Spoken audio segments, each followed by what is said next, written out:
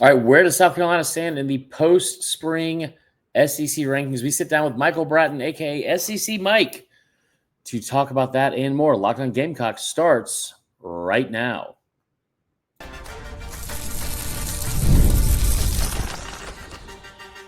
You are Locked On Gamecocks, your daily podcast on the South Carolina Gamecocks, part of the Locked On Podcast Network, your team every day. What's up, guys? Welcome into Locked On Gamecocks. I'm your host, Chris Marler, and I hope you're having a fantastic Tuesday and start to basically the Friday of the early part of the week. That's how I'll refer to it. But thank you for everyone making Locked On Gamecocks your first listen each and every day. Shout out to our everydayers. Remember, we're a free and available podcast wherever you get your podcasts, as well as on YouTube, part of the Locked On Podcast Network, your team every day. Now, today's episode brought to you by our friends at Amazon Fire TV Stick 4K. Turn in any TV into your own Xbox. No console needed. Head to amazon.com/Fire TV Locked On to learn more. We got a good show for you today. We're going to talk about South Carolina in the post-spring rankings, where they stand, where they sit, all the above with the SEC. And we're going to do it with someone that covers the SEC better than almost anyone and louder than anyone for sure. It's my good friend, Michael Bratton. None other than SEC Mike on Twitter. Michael Bratton, that SEC podcast, phenomenal job. Probably the hardest working person I know, and also a hoarder, as you can tell from the background he has collected over the years. Mike, how are you? I am a hoarder. Yeah, I go by, this is actually Cousin Shane. You got the wrong guy. Okay. Cousin Shane taking a break from playing golf. I don't know if our listeners know any of these references, but you should. Mike does a fantastic job covering the SEC as a whole. His cousin Shane is large and in charge, one of my favorite people in the world. Huge fan of Cracker Barrel. Lets him know about it as well, and has become one of the most likable. We'd like to say he's literally Cracker Barrel's biggest fan. Yeah, he is. He's a big man. But he's also a great dude, and he has become he's done incredibly well now doing this, I think, full time, which has been really cool. So, but let's get into it, man. Listen, spring is over. The portal, I think, is officially closed, even though I never know at this point if it is, because it's supposed to close last Friday. We're recording this on Tuesday, April 29th. It was supposed to close last Friday, April 25th. And then I see yesterday Pete Nakos, that B word Pete Nakos, as Nico's dad said, brought up that they had a Tennessee player enter the portal. But regardless of that, it's post-spring. The portal is, for the most part, closed. Where do you think South Carolina stands in the grand scheme of things in the SEC post-spring? Right below Mississippi State, 16th in the conference. Why do you do this? Chris told me not to be negative, so I wanted to start out with the most negative thing I could possibly say. But no, I mean, let's start with this. I think they should have made the college football playoff last year. Yeah. I was, leading the charge in that.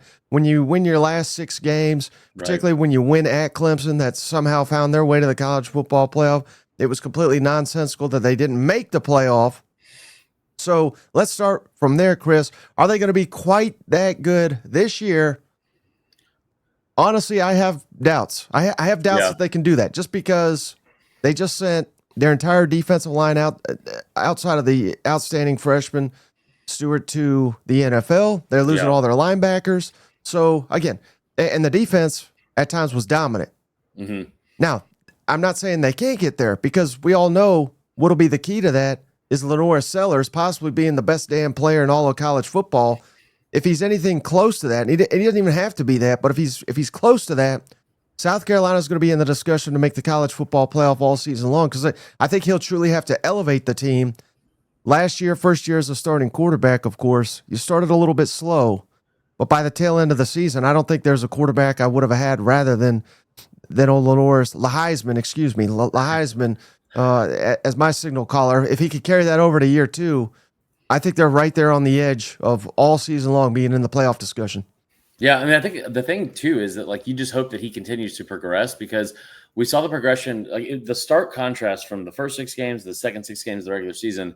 he was unbelievable. And I brought it up over and over and over again, just like you obviously need to stay somewhere in there. Because then here's the thing. It's not that he raised his ceiling so high. It's that he raised his floor so high. So then like when you have an off game, like you could say at Clemson, where he had a couple of turnovers, he wasn't extremely accurate. The offense couldn't really get going against a really good defensive unit. But then he still does what Lanorris Sellers does, which is if there's a second on the clock, if that clock is not at double zeros, then like you have a chance to win as long as he's playing quarterback. You saw it against Missouri, saw it against Clemson, and he's done a phenomenal job. I hate to do this because I wanted to go in order of the questions that I had prepared for you, and I wanted to be a professional for once.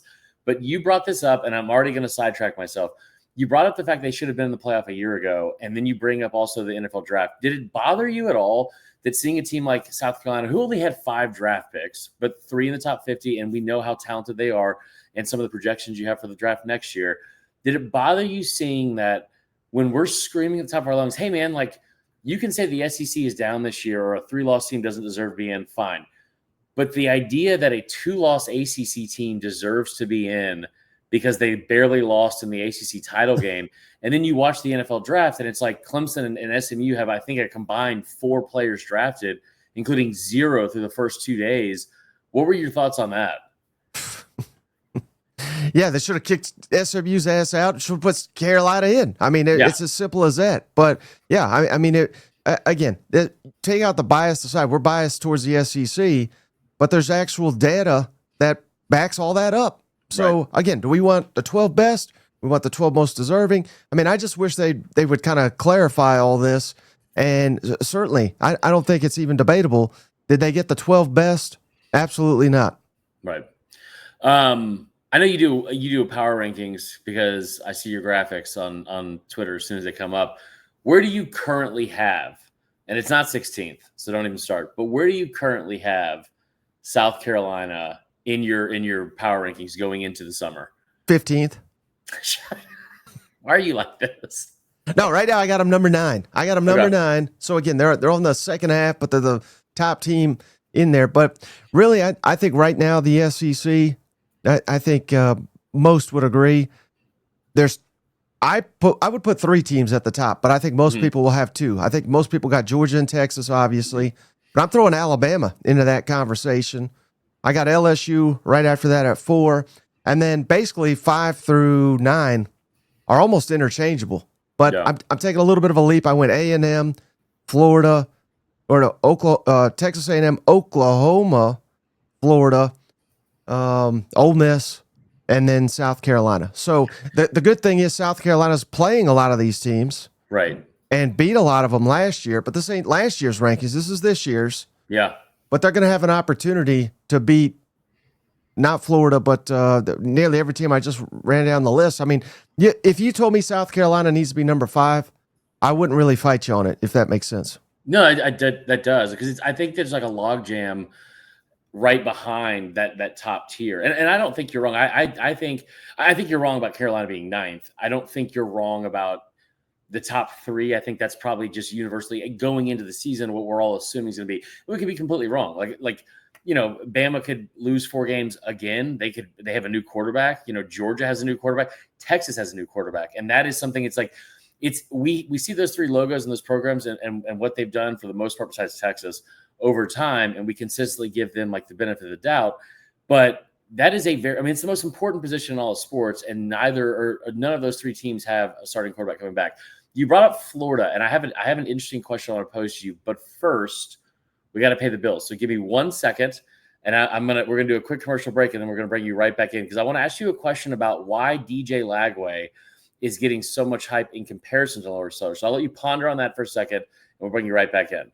All right, before we bring Mike back in, I do want to give a quick shout out to our friends at the Game Time app.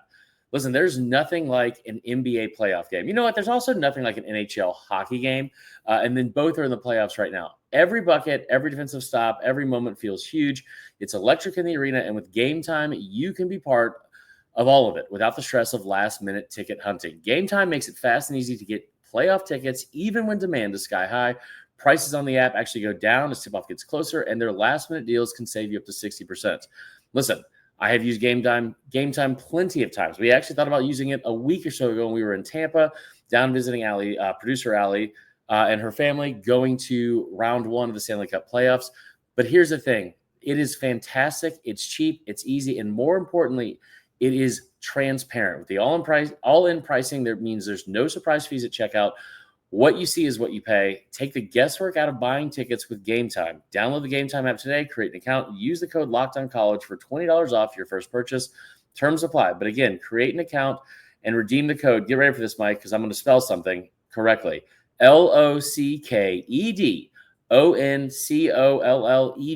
for $20 off. Download Game Time today. Last minute tickets, lowest price guaranteed. Look at me go.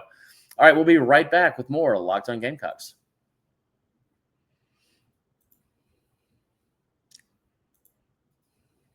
So I guess Fleshlight's no longer a sponsor? I'm not. Why are you like this? So here's the deal. I think this is interesting, and I'm not even trying to make you pick a side either way, but I do think it's very interesting in terms of when people talk about Florida and where they can go this year because of DJ Lagway, they have this tendency to say like, oh man, like Florida could potentially push to win 9 games. And that's a big elevation from where they were. Going to win 2 more games with that schedule, especially with Miami still on the schedule as well in the non-con, and Florida State, who you'd expect to at least get better to an extent. But the SEC schedule alone is going to be a bear for them to get through. Everyone thinks that DJ Lagway is going to be a star. I think he's going to be very good as well, but it's odd to me that he had 12 touchdowns, 9 interceptions, and just from that alone, people are projecting this Florida team, who I don't think has as much talent around him as South Carolina does. Why do you think it is that people are so high on Florida's ceiling because of Lagway as compared to South Carolina, who is bringing back not just Lanorris Sellers, but a ton of offensive talent as well? Well, I do appreciate the fact that I feel like I was instrumental in getting this debate going all off season. Lanorris Sellers, DJ Lagway, because I know these SEC fans, Marler, and it just turned into, well, you got to love one or hate the other, right? Which to me is asinine, because I got these two 1-2 in the SEC as the best quarterback. So, Are you really saying number 2 is like god awful and is can't compete with the other? No, we're basically saying we're splitting hairs here, and I do got DJ Lagway as number 1 in the SEC. And now, again, statistically, is he as good? No, but that's why I say stats are for losers, Chris. I mean, completely different scenarios, right? Yeah. Was Lanorris Sellers was going into the year was far and away our starting quarterback at Carolina, right? At Florida, it was Graham Mertz. DJ Lagway was really good, by the way. Like people kind of crapped on Mertz for a long time, and he led the country in completion percentage 2 years ago. Right. Yeah, and the whole game plan was to have him. Now, they played Lagway from the get-go. They were going to play him in all these games, but he was to be the backup. And this coming year was to be what was Lanorris Sellers' year last year. Yes, yet he got thrown into the lineup, and it's really, I think it's all about how you finish. I've gotten a similar question about Marcel Reed, not to go too off topic here, because Marcel Reed had some highlights too last year, but it's about how you finish. And Florida beat Ole Miss. They beat LSU. Florida State, that's a joke, and the bowl game. Whereas Marcel Reed struggled down the stretch. Lanorris Sellers certainly didn't struggle. Last game we saw him, missed opportunity there. But I don't know. I just think that how often, Chris, do we have they legitimately kept Billy Napier. Well, they kept him for a couple of reasons. But one of the main reason was we cannot afford to lose DJ Lagway. We've been searching for a quarterback in Gainesville of this caliber for 10, 15, since Tebow left, really. Right. We finally got him. If we get rid of Napier, he's gone. We're keeping Napier. So, that just tells you what Florida thinks of him. But I don't know. I just think going into year 2, that's when these quarterbacks take off. That's when Sellers took off. Mm-hmm. So I don't know if I 100% answered your question, but I think DJ Lagway is like a year ahead, if that makes sense, going into a year 2 where they still have a damn gauntlet of a schedule. The stats may not be pretty because of who they got to play, but if I had to take one of them, I'm taking DJ. But then again, we don't even know if he's going to play because he's injured. It's one of the biggest off-season discussions. But Yeah. if I'm taking Lanorris Sellers number 2 in the SEC, I'm telling you he's an All-American and he may win the Heisman. I mean, that's not throwing shade to the guy, you know? Yeah, I think it's one of those 1A, 1B things. I mean, you did say, you know, it is odd to me that people have to always have, it's like if you give a choice of one or the other, it's never like, well, you know, it's a typical social media thing now where it's like, man, I really love oranges. It's like, you hate apples? And it's like, never said that once. Never said that one time. So I get what you're saying. So let me ask you this. As somebody, we've obviously covered a lot of the SEC over the years in general. Then there's the NIL era and this new transfer portal era. And some of the stuff that's happening now, it's like, it seems almost more chaotic than ever. You are in Tennessee. You have been around what's been going around or going on with the whole situation with Nico. What happened? Dude, they fired Jeremy Pruitt, brother. Did you hear about this? No. No. So they, you know, the whole thing with Nico and kind of the botched, I guess like contract negotiations from his dad. Right. I look at that and it's like that is such a like people can hate on Nico all they want. That's going to be a part of college football. Does it make you look at a guy like Lanorris Sellers, who we know for a fact was offered over $2 million from another SEC school, cough, cough, Auburn, in the offseason and decided he still wanted to stay home? Unless something drastic happens, Lanorris Sellers is probably going to start and finish his career at South Carolina. What's it say about a kid like that? And especially in this day and age, like, does it make you pull for a guy like that more as somebody that doesn't have a rooting interest? Because it does kind of feel like, even though you don't have to choose a side and two things can be true at once, it does feel kind of like people would kind of side with, hey, that guy's been loyal. That guy has not been like greedy trying to go after a chase a bag and then stayed home and got the same, you know, amount of money and work something out with the team he originally committed to. Is that something you feel like it's like a lost art in this day and age?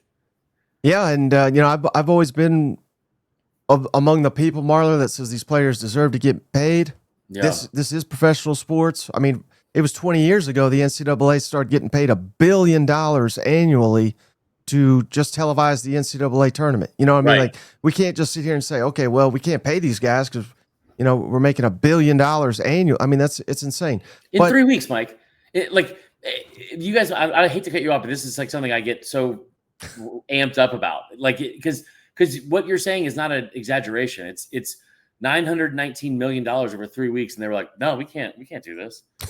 We got Mark Emmert, man. Do you have any idea how much that guy's Ubers cost? Like, what?" Right. So it was a shame then, but I say all that to say I think it's a shame in the wrong direction now. Now the players have too much. You know, right. they have too much power, too much leeway, and I think we got to meet somewhere in the middle.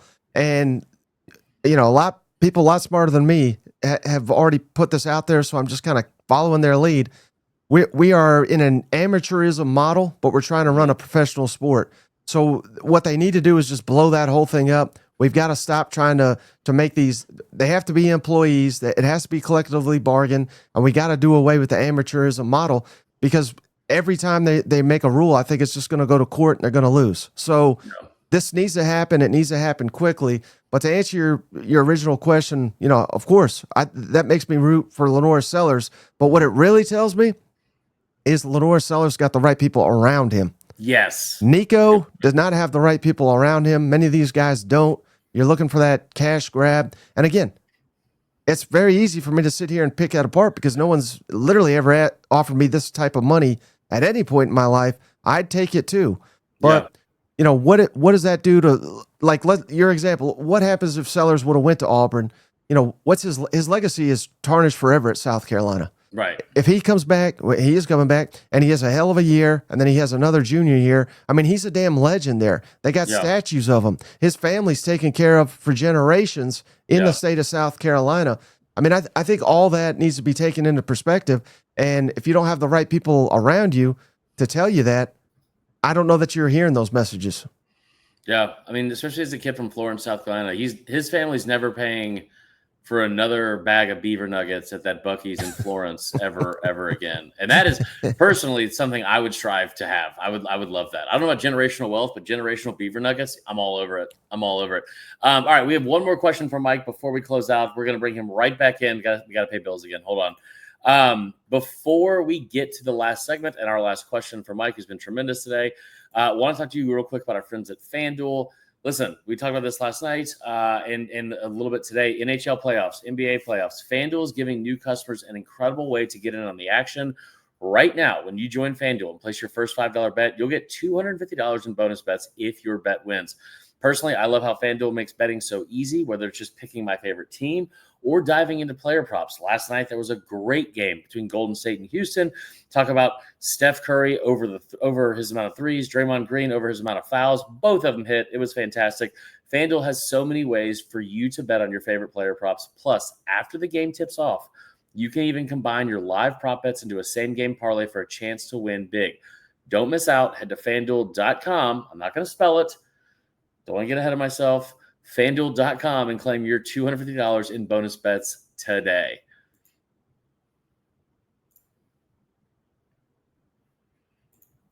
All right, I wanted to quit while I was ahead with the spelling. We're back here with Hey, real quick, can you share this on the screen? I don't want to ruin the flow or anything, but I just got this is a tremendous update from On3 Recruiting. Brody McWhorter predicted to go to Mississippi. If that's not a SEC quarterback, I mean, I'm rooting for this damn guy to win the Heisman. You know what? I mean, I am not, but man, that is a. I mean, no one does it like Sigma Nu. Oh, now I've messed up the entire layout. This is great. Oh, dang it. Hold on. All right, now we've screwed up the entire thing because of you. Take this thing out. Why did you add this? I'm kicking him from the studio. There we go. And it still didn't work. Anyway, we're back with SEC Mike. I got one last question for you, dude. And I appreciate you coming on again. But it's about Brody McWhorter. Brody. McWhorter is like, listen, that's not like an Irish name. Like most Mick whatever, like NC whatever is an Irish name. Like McWhorter just feels like somebody was in like Trussville, Alabama, and was like, no, put an MC on the other beginning of it, bro. You see that guy Hammer? He's killing it with MC in front of his name. No. I'm getting shushed over here in the apartment, so we have to tone it down. That's how you know it's going well. Yeah, one last question. So looking at South Carolina's ceiling versus their floor, what do you I don't even want to know what your season prediction win total would be. I think they're currently at 6.5 or 7.5 in Vegas, which by the way, again, opened at 5.5, which is absurd to me. But my question for you is, what is the ceiling and what is the floor for this team?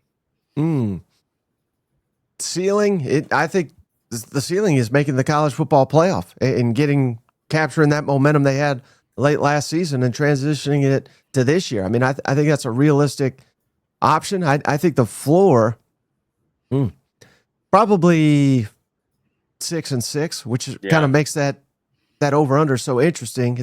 There's always a team or two that's like Vegas knows something that we don't. Mm-hmm. This could be it, but I mean, I bet the mortgage on the over on that one. Yeah, I would agree with that. All right, man. Before I get shushed again, let's tell everyone where they can find you. Give them your home address and social security number, and we'll have to do this again soon. Yeah, I'm at Brody McWhorter. Give that a follow. SEC Mike, just search that. I'll come up. That SEC podcast is the program. We go daily. We go live. We do interviews. We're all over it. Yeah. And coming to Netflix too. Yeah. I don't know how that happened, but we're going to be on the Netflix SEC documentary that's coming out in late July, early August. So and apparently I think we're going to be in every episode, I was told. That's awesome. I mean, Mike has come a long way. He was selling feet pics not that long ago, and now he is. That was last week. Mean, that was okay. So it was not that long ago. Okay, that's fair. Mm-hmm. Under my name, Brody McWhorter. Tozy McWhorter. All right. That is all for today's episode. We appreciate Mike coming on, and we will see y'all tomorrow. Y'all have a great rest of your day. Go Cox.